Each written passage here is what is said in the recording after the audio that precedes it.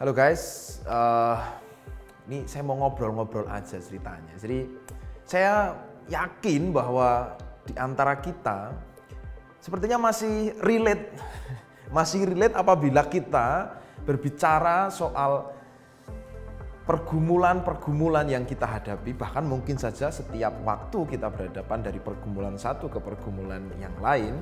Tapi mungkin di antara kita masih ada yang bertanya, kenapa aku harus mengalami peristiwa ini? Kenapa aku harus mengalami kejadian ini? Kenapa hidupku berjalan seperti ini? Kenapa hidupku tidak seperti dia? Saya lihat bagiku kok kehidupan dia tuh lempeng-lempeng aja. Kehidupan dia kok berjalan dengan teratur. Target-target dia tercapai. Apa yang dia inginkan terwujud. Sementara aku kok enggak ya? Aku pengen ini enggak tercapai, pengen itu enggak terkabul. Aku merencanakan ini kok belum berhasil. Kenapa Tuhan? Apakah kebaikanmu berbeda? Kebaikanmu yang kau berikan pada dia dan padaku. Apakah aku kau pandang berbeda ya Tuhan? Sehingga perlakuanmu padaku berbeda. Mungkin kita masih ada beberapa yang merasa seperti itu. Entah pernah terungkap atau di dalam batin. Mungkin saja.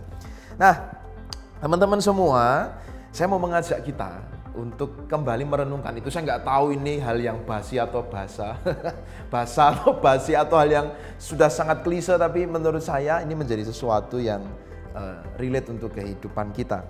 Bacaan kita terambil dari Lukas pasal 24 ayat 44 sampai ayat 53. Injil Lukas pasal 44 ayat Injil Lukas ayat 24 ayat 44 sampai ayat 53. Saya bacakan untuk kita semua ya.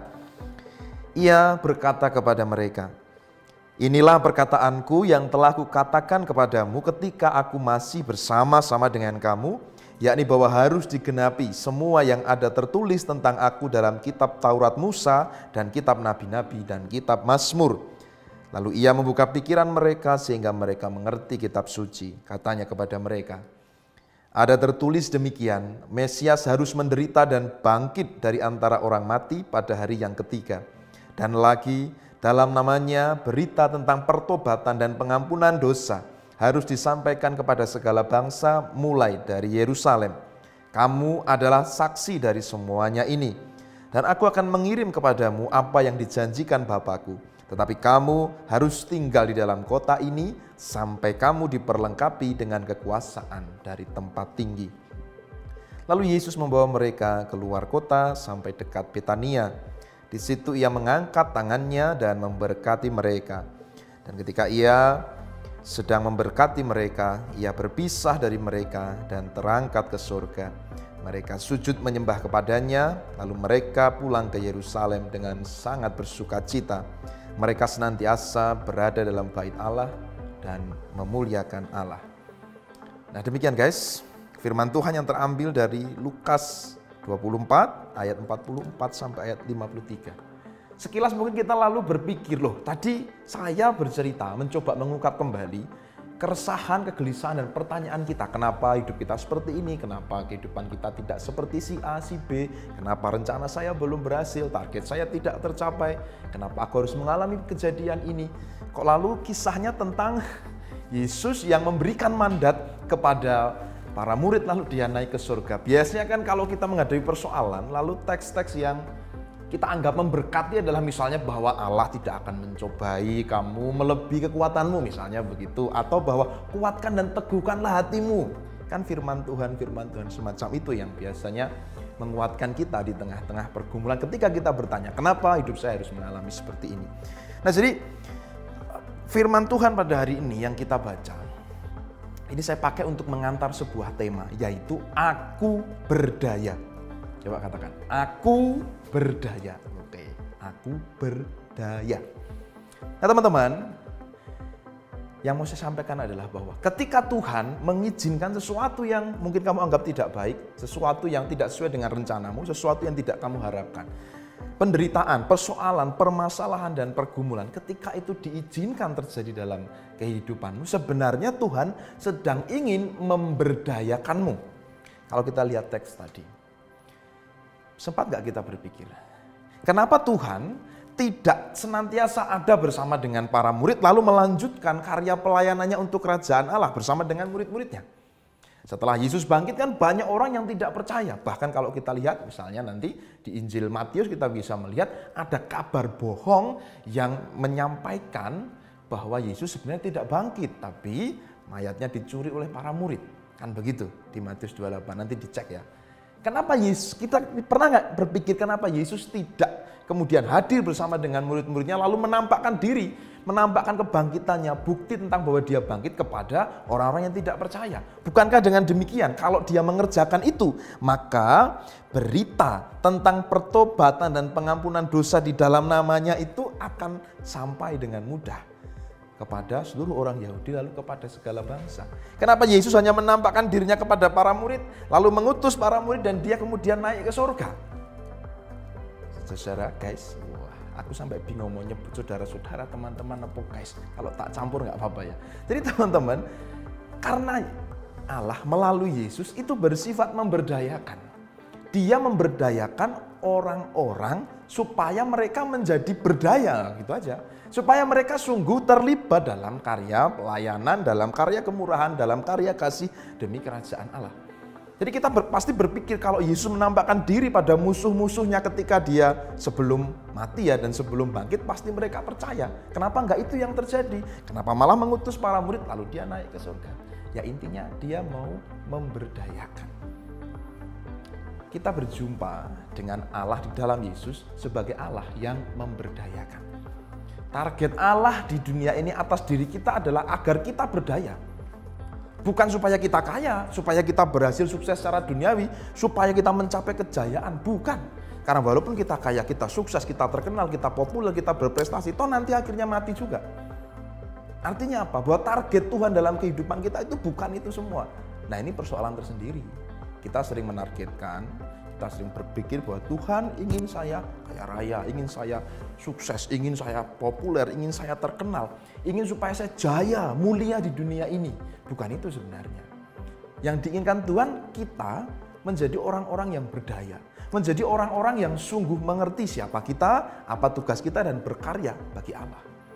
Jadi saya mau mengajak kita untuk melihat setiap persoalan yang terjadi dalam hidup kita sebagai cara Allah memberdayakan kita, membuat kita lebih kuat, membuat kita menjadi orang yang levelnya naik gitu ya, pribadi yang tidak hanya kuat tapi berkualitas, menjadi orang yang bisa menghadapi segala sesuatu dengan bijak, menjadi orang yang sungguh bisa memancarkan kasih kemurahan Allah di tengah dunia, menjadi orang yang bisa memberikan optimisme dan pengharapan sekalipun dia adalah orang yang mengalami banyak masalah, tapi dia bisa menampilkan dirinya. Tidak hanya pencitraan, tapi sungguh tampil karena kualitas dirinya sebagai orang-orang yang memberikan pengharapan. Jadi yang bisa kita catat adalah, jadi yang pertama, setiap masalah dalam kehidupan kita itu memberdayakan kita. Nah kemudian mari kita buat komunitas-komunitas di sekitar kita adalah komunitas-komunitas yang memberdayakan. Keluarga-keluarga kita hendaklah keluarga-keluarga yang memberdayakan. Jadi kalau orang tua pasti mengasihi, mencintai anaknya, dia menyediakan segala sesuatu dan seterusnya. Tapi di satu sisi orang tua tentu tidak ingin kalau anaknya terus bergantung kepadanya. Karena bagaimana kalau anak ini terus bergantung kepada orang tua, maka bagaimana dia akan menatap kehidupan yang semakin sulit, kehidupan yang justru menuntut tanggung jawabnya.